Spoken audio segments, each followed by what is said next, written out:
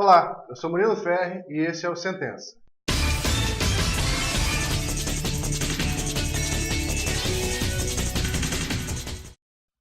Olá, bom dia, boa tarde, boa noite, boa madrugada para você que está assistindo pelos nossos canais do YouTube, pelo painelpolitico.com. Voltamos agora com o nosso Sentença dessa semana e vamos falar um pouquinho sobre direito internacional. Sim. E principalmente a aplicabilidade do que a gente tem de exemplo de direito internacional no Brasil, no nosso cotidiano e tudo mais. Hoje eu estou aqui com o Dr. Walter Gustavo Lemos, doutorando? Sim. Doutorando de... Ele vai se apresentar, é mais fácil. Sim. Pode falar, doutor. Eu sou o Walter Gustavo Lemos, sou filho da terra, estou aqui há 33 anos, só saí daqui para fazer faculdade em Goiás. Sou doutorando em Direito pela Unesa do Rio de Janeiro. Sou mestre em História pela PUC do Rio Grande do Sul. Tenho um mestrado também em Direito pela Universidade Autônoma de Assunção e pós-graduações na área e tudo mais.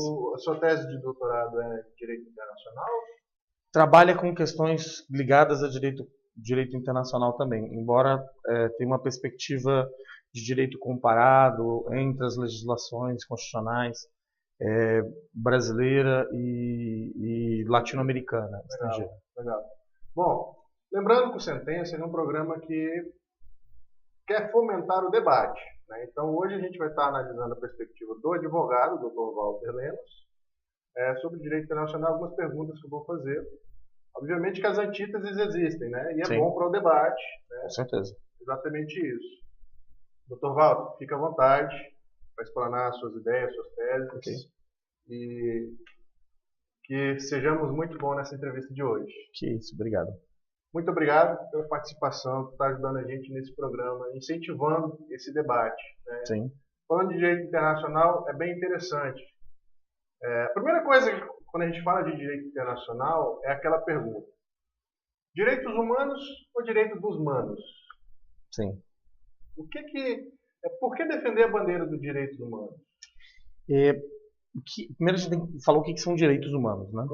Direitos humanos são um conjunto de normas que visam estabelecer, tanto no aspecto interno quanto internacional, direitos da dignidade da pessoa humana.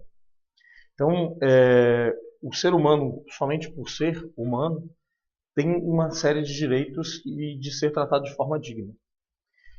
Não quer dizer que esse indivíduo, quando erra, quando realiza algum ato, o direito não possa estabelecer meios de puni-lo. Agora, não quer dizer, porque ele foi punido, que nós temos que retirar essas ideias de dignidade dele. Agora, que ele tenha, dentro dos aspectos de punição, seja punido a partir da ideia de uma pena digna, de uma pena que efetivamente vise realizar aquilo que a pena deve ter, que é a ideia de socialização, responsabilização. O que nós vemos hoje no sistema penitenciário brasileiro é uma ideia de vingança mesmo, né? De ofensa àquele indivíduo que lá se encontra. Então a gente sai direto da perspectiva do que é efetivamente a função da pena. Mas aí é uma discussão que vai mais para o direito penal, o direito processual penal, e a discussão de qual a função da pena nesse sentido. O direito humano vai preocupar, tanto na esfera interna quanto internacional, da necessidade de estabelecer normas que vão nos garantir ser humano no planeta como um todo. E, portanto, que essas garantias existam para que as pessoas não sejam tratadas pelas mais variadas questões, né, de forma a serem distinguidas. Portanto, todos somos iguais, importando a questão de sexo, cor, raça, religião, questões políticas e tudo mais dentro desse sentido. E não importa se esse indivíduo cometeu um delito, cometeu algo que possa até ser ofensivo ao outro, mas ele tem que ser responsabilizado a partir da ideia que o próprio direito estabelece. Portanto, é necessário que existam critérios para que possamos efetivamente viver nessa ideia de dignidade. E o Direitos Humanos vai exatamente trabalhar sobre essa perspectiva.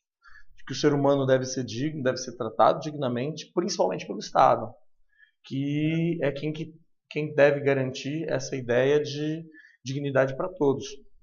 Agora, é claro que o primeiro que fica mais visível a ofensa que o Estado faz é o presidiário no Brasil, né? O sistema penitenciário no Brasil não cumpre efetivamente aquilo que a Lei de Execuções Penais descreve que deve ser um sistema penitenciário. Portanto, existe um embate direto para que aquelas condições mínimas que a norma estabelece e que não são necessariamente direitos humanos, mas uma pauta do próprio direito penal, devam ser cumpridas. E, portanto, essa é uma briga que sempre está presente. E, portanto, muitos confundem essa ideia de direitos humanos com direito dos humanos.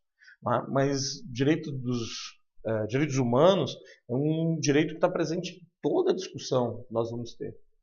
A discussão que nasce com direitos humanos vai nascer bem na antiguidade, que vai nos trazer criando ideias a partir das questões filosóficas, a partir das ideias religiosas, crescendo todo um arcabouço de princípios, valores e aí normas que principalmente vão ser necessárias para uma vida em contato com a sociedade e com o Estado. Porque, primeiramente, havia um Estado que era muito opressor. Então, ele nunca garantia essa ideia de direitos ao cidadão. Portanto, foi necessário que o cidadão lutasse contra o Estado. Aí vamos ver a Constituição, a chamada Constituição inglesa, depois outros direitos na Inglaterra, querendo dar mínimas garantias para o cidadão em face do Estado, em razão da situação absoluta dele. Direitos do mais simples, né, que estão ligados diretamente à discussão do ser humano, que é direito à liberdade, não só de ir e vir, mas a liberdade de trabalhar, de atuar politicamente, de falar em público, de ter uma intimidade, de ter estabilidade dentro de uma relação social, tá? Que eram elementos que não existiam dentro da perspectiva de uma idade mais antiga. Então foi necessário que, no primeiro momento, se desse todas essas liberdades que o Estado não dava. E, portanto, é nessa perspectiva que os direitos humanos surgiram quanto um conjunto de direitos, para dar liberdade. Só que, com essa plenitude de liberdades, exigiu a necessidade de estabelecer outras discussões, que são as questões de igualdade, né? Passaram-se por via das liberdades sendo exercidas, passaram a explorar a mão de obra do trabalhador, né? Tem que lembrar que na Europa, principalmente, outros países, tínhamos aí jornada de trabalho de 20 horas por dia, ambientes insalubres e tudo mais. Então foi necessário lutar por direitos de igualdade. Foi aí que, a partir do século XIX, se estabeleceu todas essas discussões de direitos de igualdade para garantir que todos tivessem direito a um salário digno, todos tivessem direito a descanso, tivessem direito a uma jornada que fosse humanamente possível, né, de ser cumprida, direitos de igualdade entre homens e mulheres, um direito de resguardar as crianças, não é? E, portanto, é a partir dessa ideia que surge, no final do século XIX, começo do século XX, esses direitos, que também são todos humanos, né, nessa perspectiva. E isso, acabando por ser implementado, faz surgir guerras na Europa, principalmente, e de forma global. E aí vão surgir outras necessidades de direitos, que é a ideia de direitos de fraternidade, são a necessidade de tratar o outro de forma correta, não com liberdade e respeito somente, mas também com igualdade. A discussão que tanto falamos hoje e vivenciamos de refúgio, de asilo, a necessidade de perceber que existe uma responsabilidade entre os países, portanto a gente tem que receber aqueles indivíduos que estão vindo de países que têm problemas, né? A necessidade então de resguardar o outro, e esse resguardo sendo realizado pelo Estado, pela esfera internacional, dentro dessa perspectiva. Então, direitos humanos nunca pode ser um direito que vai proteger somente o preso. É um direito que visa proteger o cidadão na sua vida com relação ao outro cidadão, com relação ao Estado, para que ele não possa sofrer qualquer atentado contra a sua dignidade. Por exemplo, nós podemos ver que existem ofensas aos direitos humanos em qualquer lugar. Não é?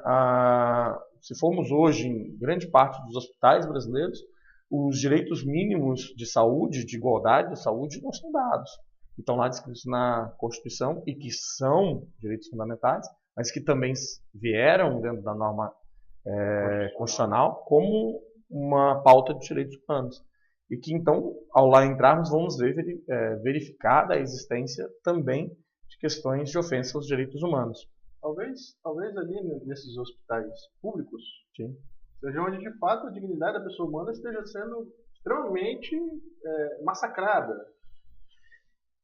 Depende, né? Se a gente olhando por uma perspectiva de que ali são pessoas doentes, que não têm como se defender. Diferente do preso, por exemplo, que de certa forma até cometeu um crime, mas ainda tem o devido processo legal e tudo mais. Ali, de fato, a pessoa carente, necessitada do Estado. Sim. E que são, às vezes, no nosso passado recente, por exemplo, eram jogados nos corredores. Sim. Assim, claro, os direitos humanos também protegem aquilo. A gente não pode relativizar nada dentro dos direitos humanos dentro dessa perspectiva. Todos os dois elementos das suas pautas são pautas de direitos humanos. Ninguém pode ser colocado numa situação que retira a sua situação de dignidade. Então, se ele está lá tendo atendimento de saúde e, ao ser atendido, ele é colocado nessa situação de indignidade, portanto, é colocado lá para poder aguardar uma operação por 10 dias, né? Colocado numa maca no meio do corredor ou em garagem e aonde for mais dentro de uma instalação hospitalar é uma questão de direitos humanos. Não é? Como se estabelecia no país as questões dos manicômios, também são questões de ofensas aos direitos humanos. Tá? O que não retira também a necessidade de se dar atenção para as questões que existem do direito dos presos, efetivamente. Portanto, os direitos humanos não vai ser um direito que vai defender diretamente aquele que é o ofensor, mas ele vai defender o humano. E todo elemento humano que está numa situação de ser ofendido, não importa se ele cometeu um crime e em razão disso está sendo ofendido, ou não cometeu nada e mesmo assim está sendo ofendido, ele vai precisar ser defendido por essa ideia dos direitos humanos. Aí você mesmo falou da questão de devido processo legal e tudo mais. Da onde se originam as discussões de direitos humanos? Né? São dessas discussões. Né? Porque direito constitucional e direitos humanos andam juntos. Né? Então, quando lá na Inglaterra passou a se estabelecer as discussões de direitos constitucionais, minimamente com uma Carta Magna, aqueles direitos ali estabelecidos eram direitos humanos. Então, é nessa perspectiva que temos que ver que o Estado, para promover um pleno desenvolvimento, ele não pode promover um desenvolvimento que vise estabelecer para uma parcela da sociedade alguma forma de retirada da sua dignidade. Não importa que parcela seja. Tá? Que seja do doente, que seja do preso, que seja do pobre, que seja de quem necessita de alguma coisa do Estado. É normal a gente ver aí, né? Às vezes o sujeito precisa de um atendimento, não necessariamente hospitalar, mas outro tipo de atendimento estatal. Um remédio, escola, creche. Escola, por exemplo, né?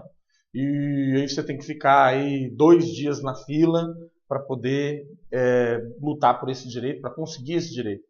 É um exemplo de como o Estado ofende o direito humano do cidadão nessa perspectiva, já que foi garantido pela norma internacional e a norma nacional, claro, a ideia de educação para todos, portanto, é um direito do Estado. Um outro exemplo que a gente pode perceber dentro da ideia que está ligado um pouco com a educação é a ausência de creches. Né? Nós temos na nossa cidade, mas que é um grande problema em todo o Brasil, a ausência nas fases iniciais, um número grande de creches para que permitam àquela classe mais pobre deixar seus filhos poder trabalhar. E isso, então, acaba também sendo uma ofensa ao direito humano. Então, a gente não pode nunca perceber que direito humano é uma ofensa, um direito que vai cuidar somente de uma pauta.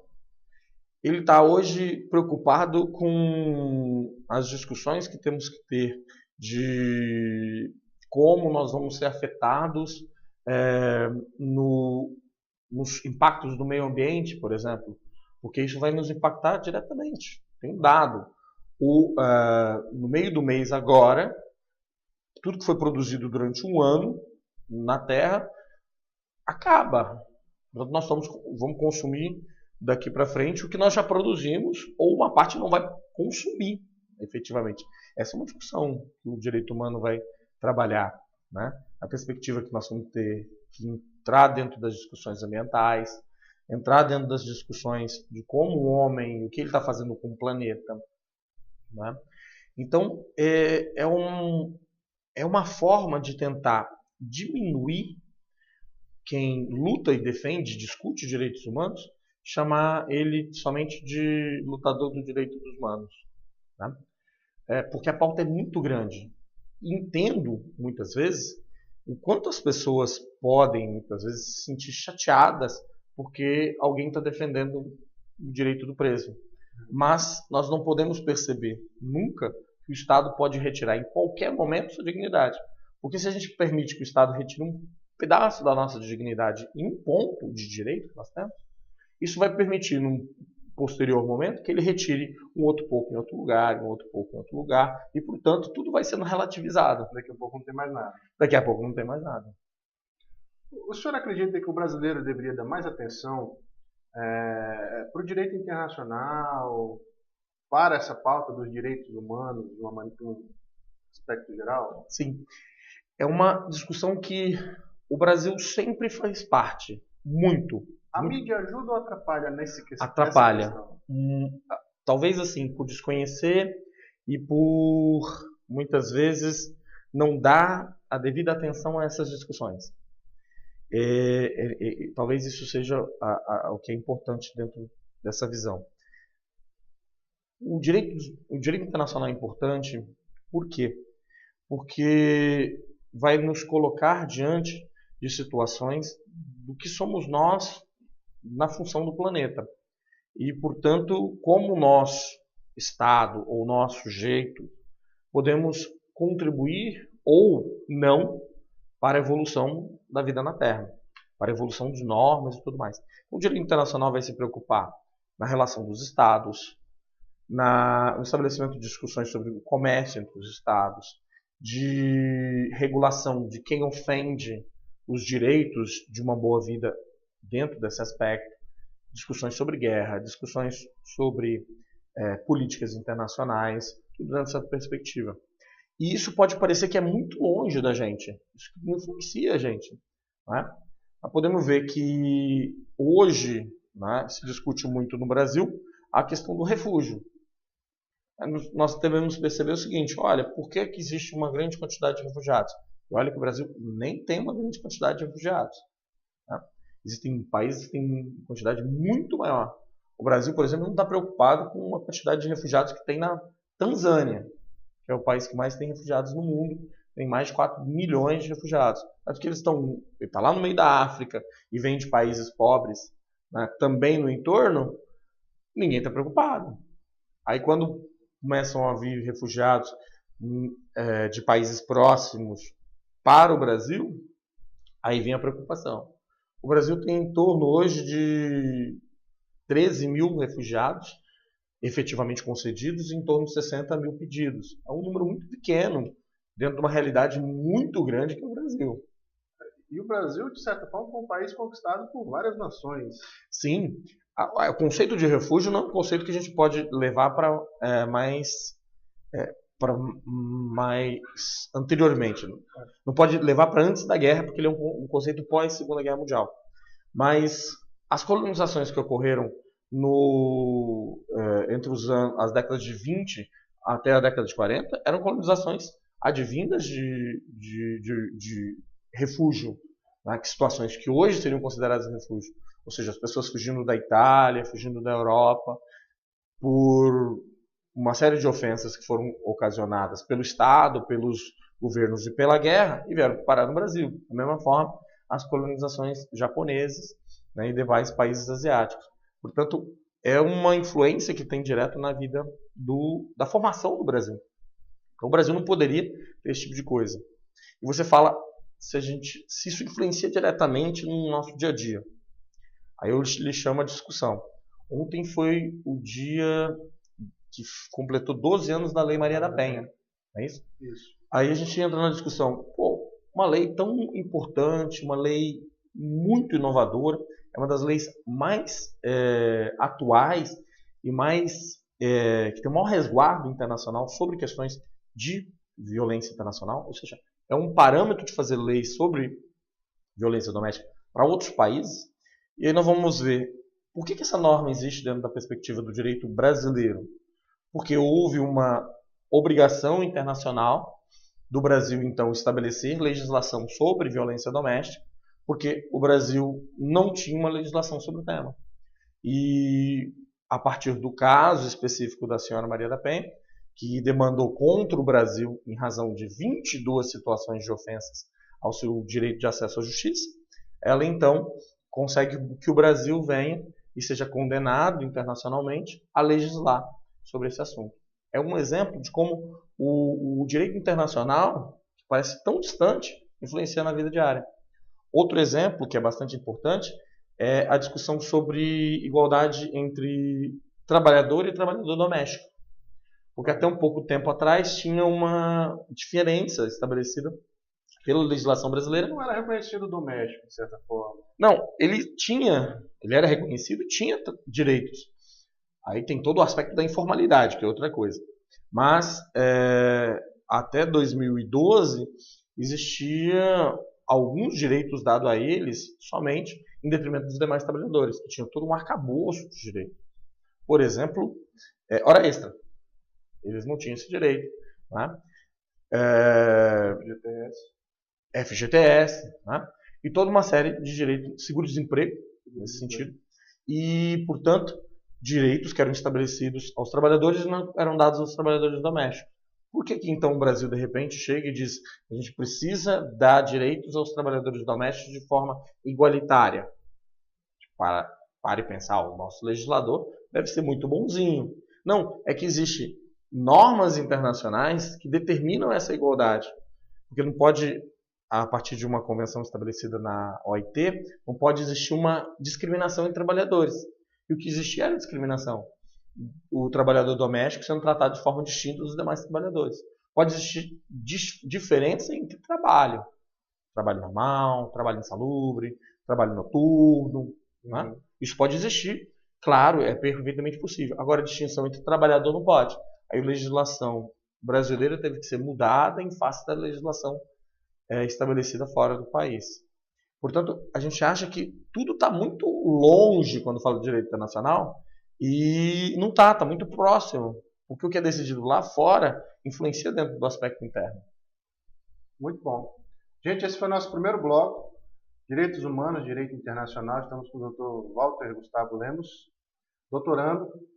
Aí, mais uma prata da casa aí que vai brindar a Rondônia com o título de doutorado. Não vai demorar muito, né, doutor? Não. Acredito que no ano que vem, mais tardar, começo de 2020. Os rondonienses só estão ganhando na área da educação. A gente volta já já.